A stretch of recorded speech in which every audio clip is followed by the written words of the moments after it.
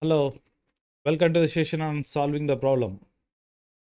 Solving the problem. Okay, we discussed what is problem. Given an initial situation and goal situation, if you want to go from initial situation to goal situation, then you have a problem. Any problem will have some characteristics. Simple problems you can solve directly. Complex problems is difficult. So in this session, we'll study how to solve the problem. We don't discuss the sequence of steps that we'll do in the coming sessions. But what are the basic logic, what are the basic steps in solving the problem that we are going to discuss. Einstein said, if I have 1 hour to solve a problem, I spend 55 minutes for understanding the problem and 5 minutes only for solving it. 55 minutes for understanding the problem, only 5 minutes for solving it. So that means understanding the problem is very much important. And if you understand the problem, then you can say it is half the solution. How do you understand? The simple technique is use paraphrasing. Paraphrase the question or problem in your own words. Try to describe it in your own words from different perspectives. Change the way you view the problem. So paraphrase from different perspectives. That you have to do. So suppose if you have roots of a quadratic equation, a simple thing will be find the roots of a quadratic equation. Now I can change it like this. Find the two roots of a quadratic equation, because quadratic equation means two roots are there. Find the two roots of a quadratic equation. I can do like that. Now the other way is, okay, two roots can be equal, two roots can be different, and sometimes imaginary also. Imaginary in the sense that a real part and imaginary part will be there. Using it, I will describe. Find if this quadratic equation has equal roots or different roots, or no roots actually. Like that, I try to understand more about the problem. So that you have to do. So for complex problems, you have to do it. So maybe for mathematical problems, simple mathematical problems, you may not do it. But usually for real life problems, definitely you have to do. Divide the problem into sub problems, okay. So because you cannot understand the entire problem as a unit, you divide it into parts and try to understand each part so that you can get an idea, and then you try to understand the bigger one.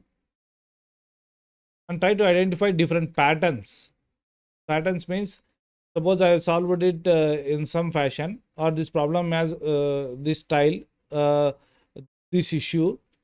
Are there any problems which I have solved already, or which are encountered, which have similar characteristics? That I have to identify, because if I have already solved such similar problems, then I can solve the current problem easily. Then for me it becomes an exercise, not a problem. So usually, to be frank, you have to use the problem only whenever it is a new one. You don't know anything about it.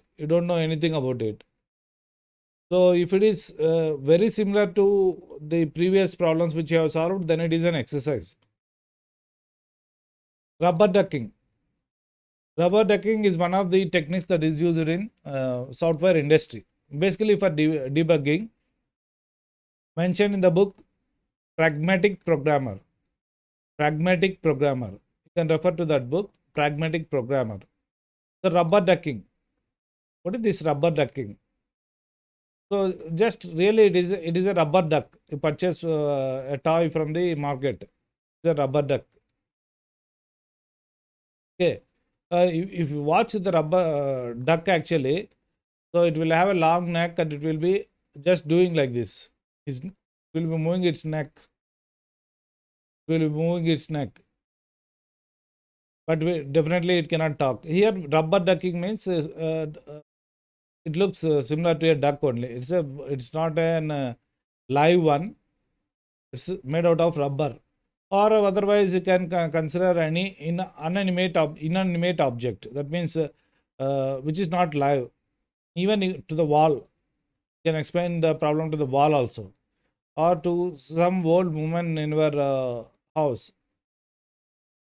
Okay, who doesn't know anything about computers, problems, etc. So what you have to do is, you have to explain the problem to the rubber duck. You have to explain the problem to the rubber duck. Now, rubber duck doesn't talk. It is not capable of having a conversation with you. So what happens? So because rubber duck rubber duck doesn't talk. So what you are going to do, you will be trying to explain to it the problem from different perspectives. You will be explaining to it problem from different perspectives. Now, if you try to explain it from different perspectives, then you get better understanding of the problem. That is the logic, not to make rubber duck understand the problem. But because it is not responding, you maybe get a little irritated and try to explain it from in different ways. Probably might have observed as a child, as an youngster.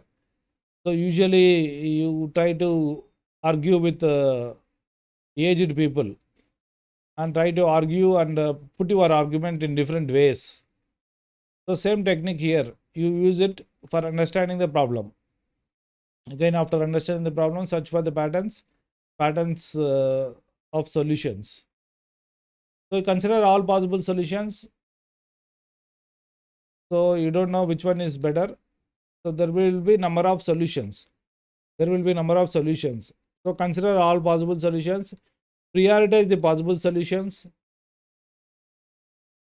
Prioritize the possible solutions. That means which one is more important, which one is less important. Not important in the sense that which one you are going to target first, or which method you are going to use first, and then the second method, etc. So prioritize them. Prioritize them and choose the best one. Best one. If necessary, try to solve it in all possible ways and choose the best one. But okay, this is theoretical. Okay, you thought about it. Maybe you have noted something on the paper. Okay, all possible solutions are there. Okay, but when you try to actually solve the problem using your proposed solution, when you try to solve the problem using your proposed solution, again you may encounter new problems that you have to consider. So verifying the solution, when verifying the solution, you may encounter new problems. And there may be different trade-offs, constraints, and also resources. So trade-offs, that means ones which you have to balance. Suppose cost and security. There will be a trade-off.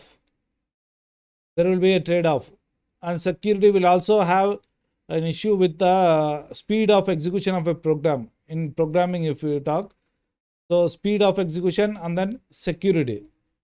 So you might have observed, suppose you load say antivirus in your system, then your system becomes little slow, but it protects your system. So there will be always trade-off, whether you want to use it or not.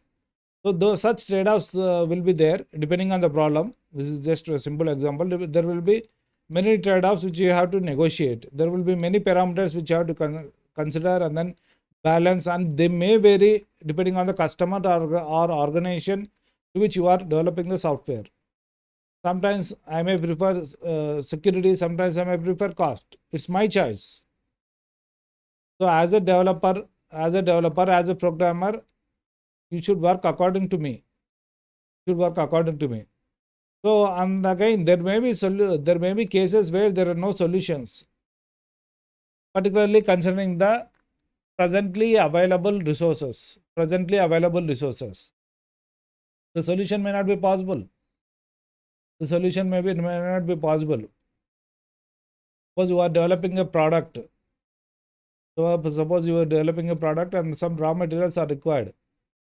If raw materials are not available, you cannot solve it in general. So similar is the case with the software also. Maybe you require 5 members with different skills.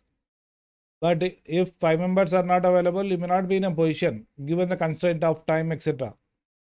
You may not be able to solve it. Polya problem solving techniques or problem solving steps. So you read this book, How to Solve It by Computer, and there the clear explanation of this Polya problem solving steps is there. Polya also has written one book. You can search it, and if you are interested, you can read that book. There are different ways of reading actually. You may purchase it if you have money. Maybe go for online version. But there are other methods also. Google Reads is there, or other methods also there. I should not mention here. So I know you try to read. Try to read in Indian context. Indian context, maybe you have to use other methods of including borrowing to read the books. Okay, 4 steps: understand the problem, devise a plan, carry out the plan, look back. So again, the first step is understanding the problem. Thoroughly understand the problem. Without understanding the problem, don't progress. If you progress, you may get a solution. That solution is not for the problem, for some other problem. You get a working program. That working program doesn't generate the required output, desired output. It is not generating. It is not doing the task that is required. Okay, it is running. So my problem is not solved. So devise a plan. So after understanding the problem, try to devise a plan. Try to identify the steps to be followed. Be clear about it. Be clear about the steps to be followed. Carry out the plan. So step by step, we carry out the plan. So try to work out each and every step. And then look back. Look back for any feedback, for any difficulties. Sometimes, okay, you start with understanding the problem and then you go to the end. And if you look back, you may gain some knowledge, or you may find some problems. Also. Okay, this is not correct, this can be improved. This is not correct, this can be improved. So for that, probably you have to again go to the understanding the problem, or you may go to devise a plan also. It depends. So these are the very, very important steps. Very important steps for as suggested by the Polya. Okay. Suppose if you consider this quadratic equation, finding the roots of a quadratic equation. So you have to understand that because it is a quadratic equation, there will be 2 roots. And how do you determine the 2 roots? Maybe have to according to mathematics, have to find out the value of the discriminant. Okay, I will find out the value of the discriminant. Then what happens? Okay, after finding the value of the discriminant, it depends on the coefficients values. If the discriminant is 0, 2 roots will be equal. If the discriminant is 0, 2 roots are equal. If the discriminant is greater than 0, then 2 roots will be there, but 2 roots will be different.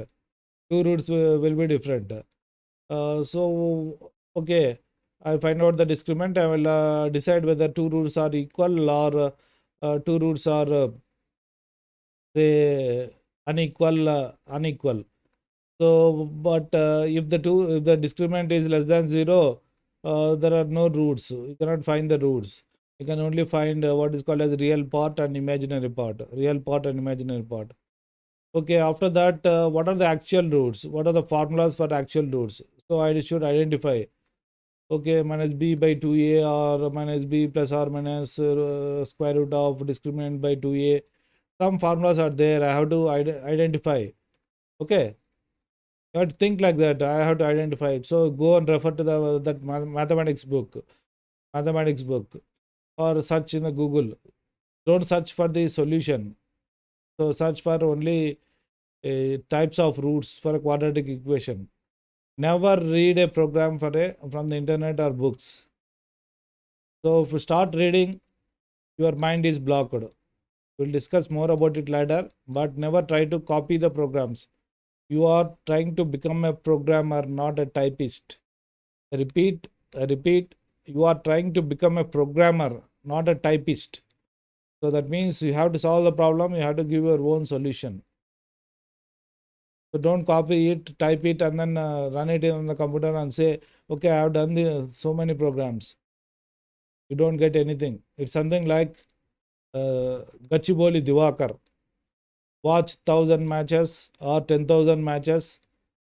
Okay, 1 lakh catches, 2 lakh, 6x, sorry, 6x, doesn't matter. Okay, doesn't matter. You don't become this cricketer. You have to go and practice. So you have to follow the steps.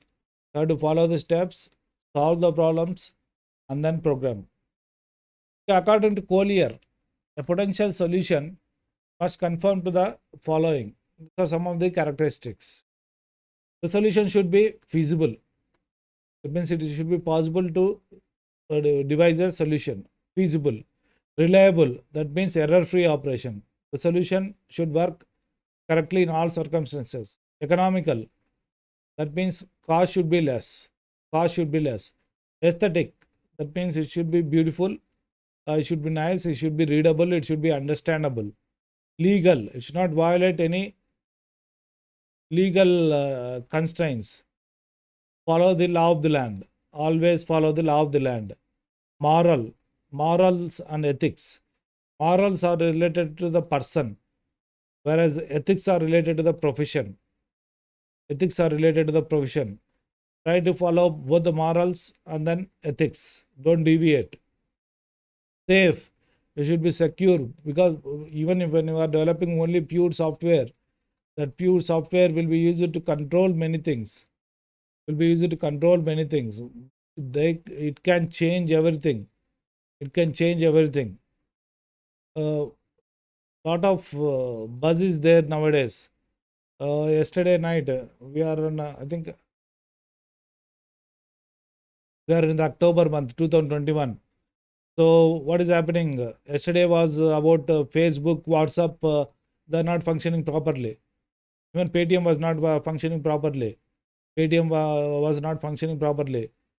So it is because of the software, mainly because of the software. Okay, we don't know the exact reasons actually at present. So today we are talking about Geo network. Geo network is not working properly. Is not working properly. But please remember, we are depending more and more on digital things. Now you go to a shop, you have phone pay, you go to a shop, okay, you purchase 10,000 items, 10,000 worth items, and then you try to use your phone pay. Your phone pay doesn't work. Who is responsible for it? So you have a fast tag for your vehicle. You go to the toll gate. There it doesn't work. The reason may be with Paytm or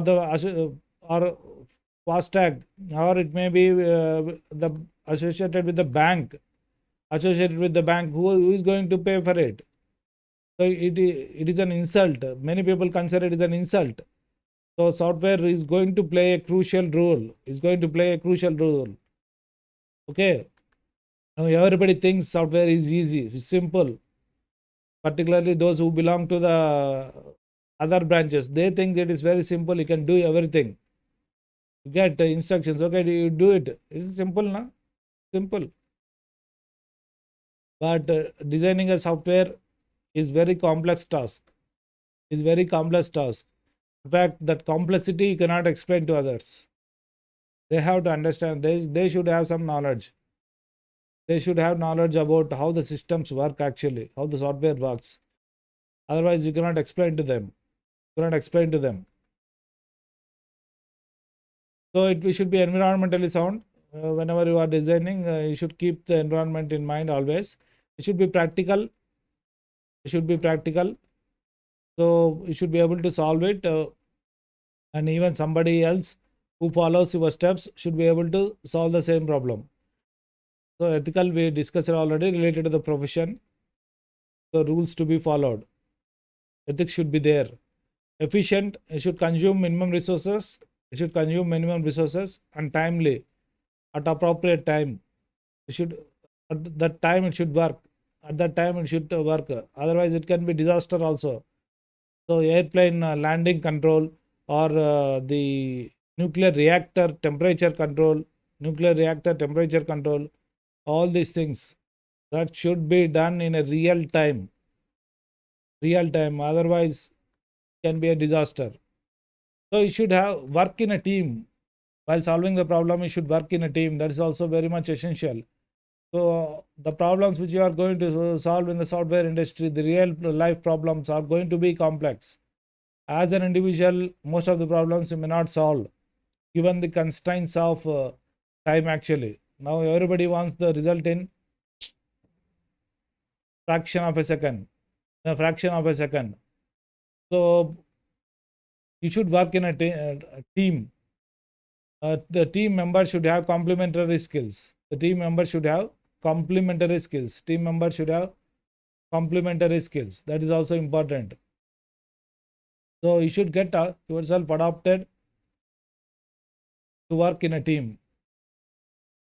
Each engineering discipline poses a different set of problems. Engineers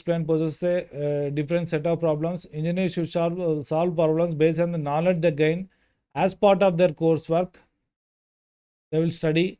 So while studying, you gain some knowledge. By experience, you gain some knowledge. By practice, you gain some knowledge. And by intuition, sahaja gnanam. By intuition also, you have to solve the problems. Intuition plays a major role sometimes for innovative problems or for novel problems, new problems. You have to find innovative, creative solutions. So your intuition is going to play a real role.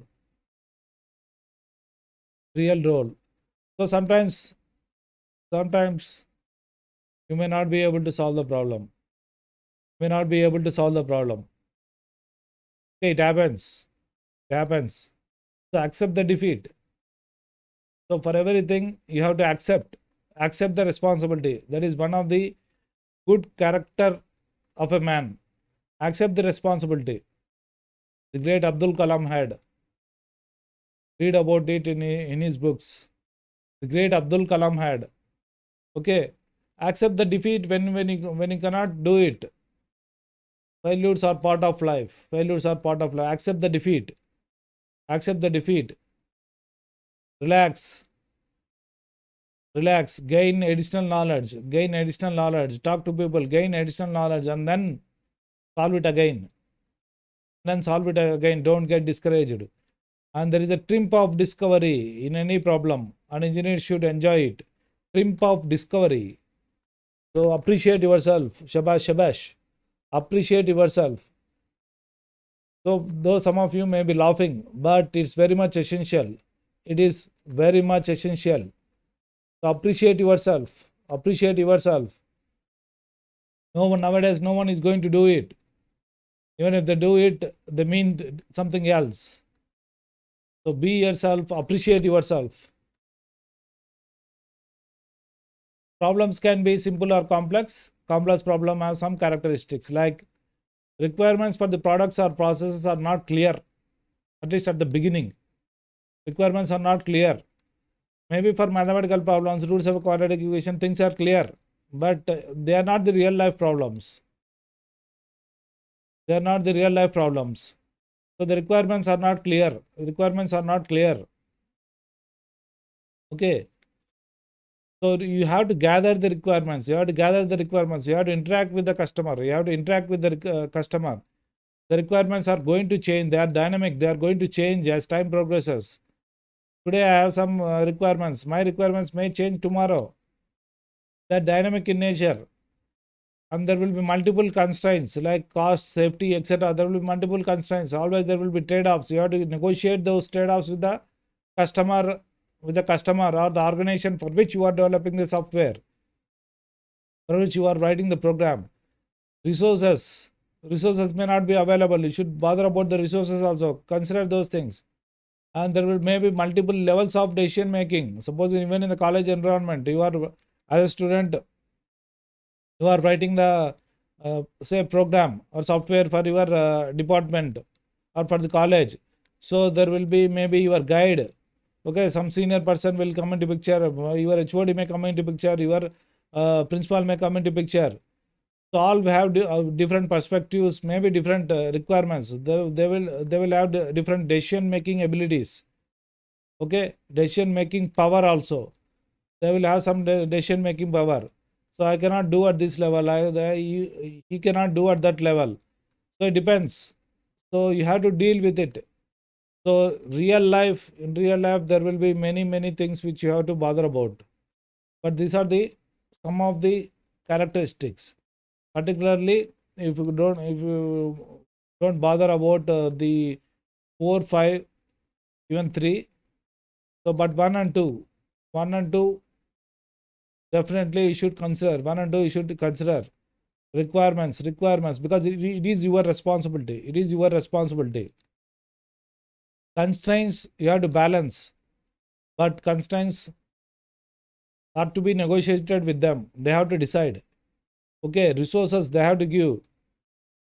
Decision making, they have to take appropriate decisions. So your success depends on them, but it is their problem for asking you to develop the software or write the program. But the first two are your constraints. You have to deal with them. So problem solving techniques, there are different problem solving techniques: divide and conquer, greedy method, dynamic programming, backtracking, branch and bound. We're not getting into the details of all these techniques. There is a separate subject for you, but the basic logic is divide and conquer means whenever the problem is complex, divide it into sub problems and then try to solve them. Greedy method, that means you try to optimize something, minimize or maximize cost, maximize safety, like that. You have to optimize. Dynamic programming, similar to divide and conquer, but bottom up approach. Reuse the solutions of the problems which you have already solved. That is dynamic programming. And then backtracking, that means okay, you have to solve it. You have this way and this way. You have this way and this way. So you may go this way. Again, there will be some sub problems. Okay, you solve it. Again, you go further. But at some point of time, got stuck. You cannot proceed further. So you come back to the previous point. That is backtracking. And also branch and bound. Divide the problem into parts and bound the solution in each part. So there will be number of problems which you can solve using these techniques. Depending on the problem, you have to use one of these techniques. You techniques. You may not be aware that you are using these techniques, but it doesn't matter. But in general, you have to use some technique. And then the number system. This is not actually about problem solving. But we have to know about the number system if you want to do programming. Because some problems which you are going to solve are based on the number system. Probably you already know about this number system also. I hope you remember, but only we will try to give a overview of this one. What is this number system? Number system means you have some symbols. Using those symbols, you represent the numbers in that system, number system. And number systems are positional in nature. So that means there will be different positions, and each position will have some value. Associated with each position will have some value. And number systems have base. Number system are the base. All the number systems are based on some base. base or radix. Okay, if you consider binary number system, the base is 2.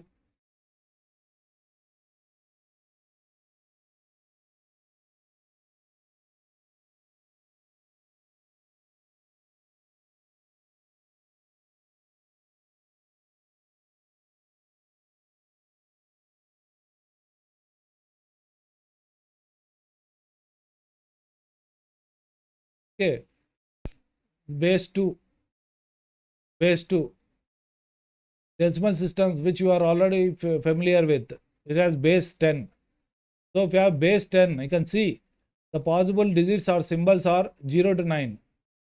The possible digits are 0 to 9. So you have to actually represent all the numbers in that number system using only these digits.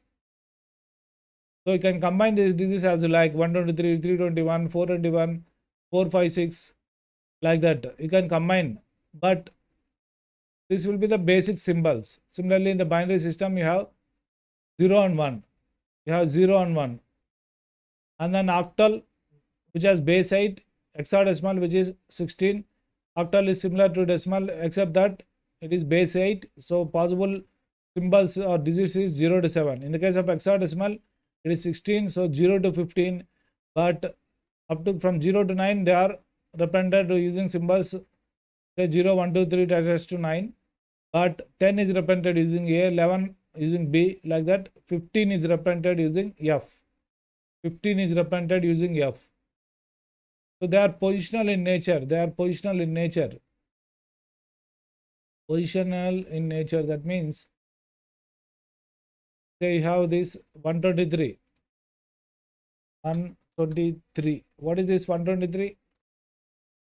What is this 123? How do you write 123? It's a decimal. It is in the decimal. Now what is 123? So it is 1 into 100 plus 2 into 10 plus 3 into 1. Actually 3 into 10 to the power of 0 plus 2 into 10 to the power of 1 plus 1 into 10 to the power of 2, 10 square. So that is the decimal system actually. That is the decimal system. Okay. So in the case of binary system or other systems also, same procedure is followed. So that means there will be positions. The position represents its value. 3, if it is present in this place, it is called as units place, so it is 3 only. If same 3 is present here in place of 2, then it becomes 10. If same 3 is present here in place of 1, then it is 300. So it is 300. So that is the meaning of the number systems being positional in nature. Positional in nature. Positional in nature. Okay. Consider this 10, 11, 12, 13, 14, 15. Okay. This is regarding the base. This is regarding the base.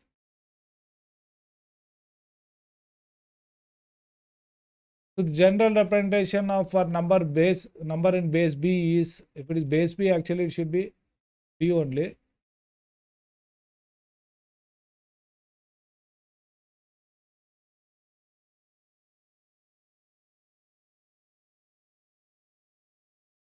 So it should be base B only. Number of B actually, because we are considering base as B. Otherwise, neglect this one. General representation for number in base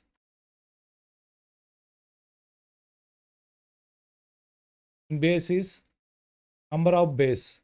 We can convert from one base to other base. We can convert from one base to other base. The positional representation is shown here. So if we consider this one, binary one. So if it is the binary number, then what is its decimal value? Converting to decimal is sometimes required. Sometimes required, or in fact, most of the time we'll be converting to decimal for proper understanding, because we already know about decimal system. So 10101. So what it is? 1 into 2 to the power of 0. 1 into 2 to the power of 0 plus 0 into 2 to the power of 1 plus 1 into 2 square plus 0 into 2 to the power of 3 plus 1 into 2 to the power of 4. So 1 into 2 to the power of 0. Okay, 1 into 2 to the power of 0. So 1 into 2 to the power of 0 plus 0 into 2 to the power of 1 plus 1 into 2 square plus 0 into 2 to the power of 3 plus 1 into 2 to the power of 4, which comes to 21. What is 2 to the power of 4? 16. So 16 plus 4 plus 1. So whenever you want to represent in their decimal number in binary form, reverse one, decimal number in binary form. So what you should do is you can write like this. You can write like this. Say 25. What is 25? 25 equal to, what is 25? 16 plus 8. What is 16 plus 8? What is 16 plus 8? So 16 plus 8 plus 1. Is it okay? 16 plus 8 plus 1.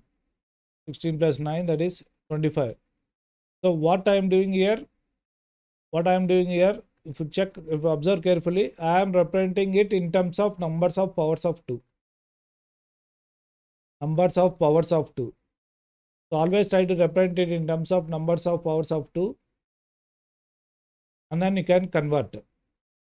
Now here, if you observe carefully, so 1 into 2 to the power of 0 is there. 1 into 2 to the power of 0 is there. So 1. 2 is not there. 2 is not there. So 2 is not there. So it is 0. 4 is not there. It is 0. Okay. 8 is there. 8 is there. So 1. Okay. 16 is there. It is 1. So 1 1 0 0 1. 16 plus 8 plus 1. So this is the binary representation. This is the binary representation. Okay. Conversion from octal to decimal again. Here you can see 123 8. So base is 8. So same similar procedure. It should be star here. 1 into 8 square plus 2 to 8 to the power of 1 plus 3 into 8 to the power of 0, which comes to 99.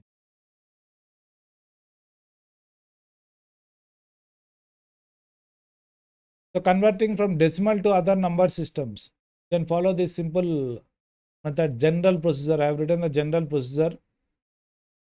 So you can take a snapshot of it. You can take a snapshot of it or note down, and then you can practice it. This you have to practice. We are not going into the details of number system. You will study more about it in other subjects, but basic knowledge. So select the base of number system as divisor and number as dividend. The number which you have to convert is taken as dividend, and the base of the number system into which you have to convert is taken as divisor. Divisor and then dividend. Divide the dividend by divisor, noting down the remainders until the quotient is 0. Until the quotient is 0. Now write the remainders in the reverse order. So if you take 123 in decimal, and if you want to convert it into hexadecimal, 23 is decimal, you want to convert it into the hexadecimal. So what is the dividend? What is the dividend? Number as dividend. Number is dividend.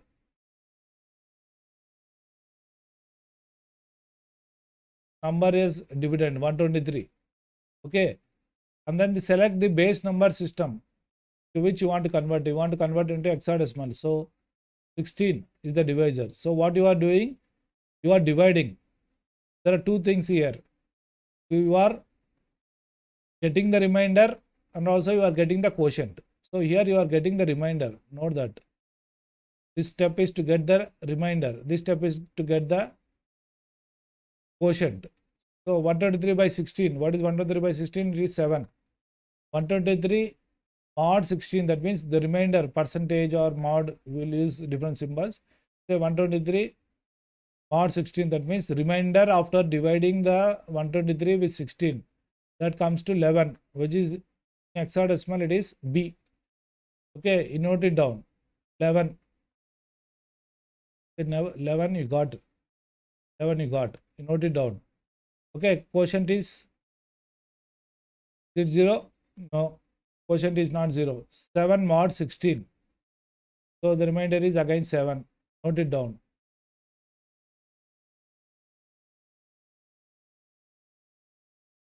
7. Okay. Divide it. 7 by 16. Quotient is 0. The quotient is 0. So exit from this. Step 2. So what you have to do? Write the remainders in the reverse order. What are the remainders? 7. 7 is the remainder. And then 11. But in hexadecimal, 7 is there. Okay. So write it. But in hexadecimal, 11 is not there. 11 is represented using B. So what you have to do? To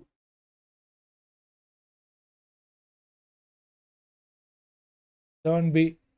So 7B is the answer. 7B is the answer. So try to take different number systems. There are any live classes, we'll discuss. We'll discuss further. But try take any book, particularly say computer organization books or number system per system books. You can find lot of books, lot of material on internet also. Try to practice. Try to have a basic knowledge. Basic knowledge. It's not mandatory for us to study programming, but basic knowledge, particularly about this binary and decimal systems is required. Binary and decimal systems. Binary and decimal systems is required. We may talk about octal and hexadecimal systems for some problems, but understanding this binary and decimal is important. Understanding binary and decimal is important. So this is regarding the number system. So these are some of the references. If you are interested, you can study this one. But it is for mathematics people. I already suggested how to solve it by computer. Drome. Please purchase that book. Worth. Because it teaches you problem solving. No other book, no programming language book teaches you problem solving. It is missing. All the books in all the curriculums, problem solving is missing. The only book